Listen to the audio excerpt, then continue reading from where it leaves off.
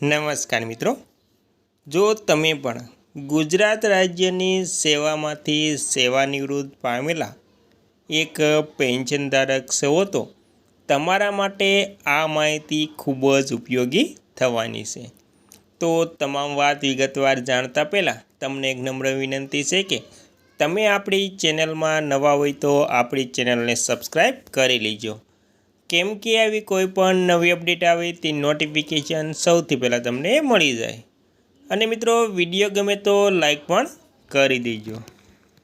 તો મિત્રો, અત્યારે જે મહિનો એટલે કે મે મહિનો શરૂ છે, તો મે માસનું પેન્શન આવતા મહિને એટલે કે જૂન મહિનામાં જૂન 2024માં કેટલું જમા થવા પાત્ર છે તેની તમામ વાત આજે આપણે કરવાની છે.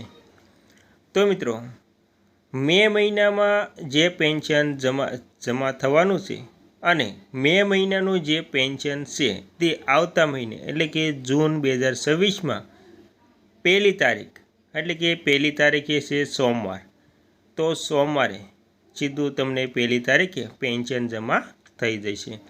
તો તે પેન્શનમાં કેટલો વધારો છે તે પણ આપણે જાણવું છે.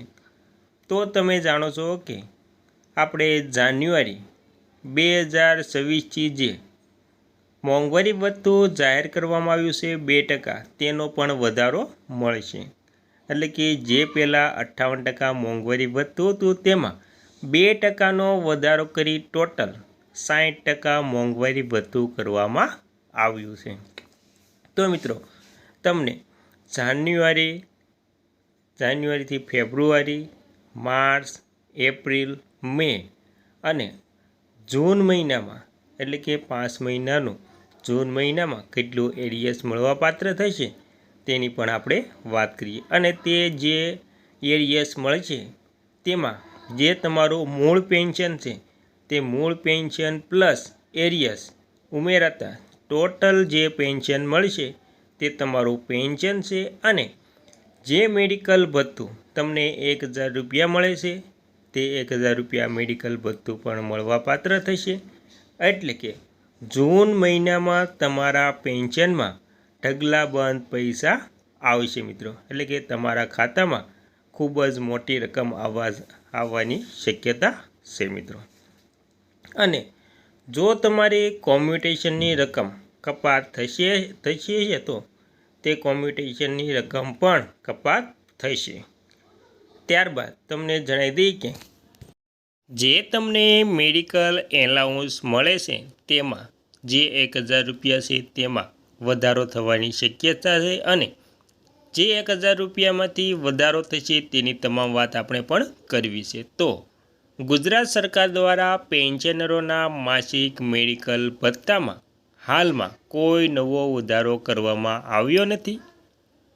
પેન્શનરોને દર મહિને ફિક્સ મેડિકલ ભથ્થા એટલે કે FMA તરીકે ₹1000 ચૂકવવામાં આવે છે, જેને વધારીને ₹3000 કરવા માટે અગાઉ માંગણીઓ થઈ હતી.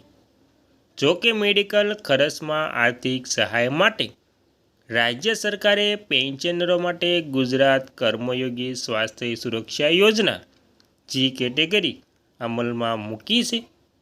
આ યોજનાની મુખ્ય બાબતો જોઈએ તો મિત્રો, તેમાં પહેલું છે કેશલેસ સારવાર.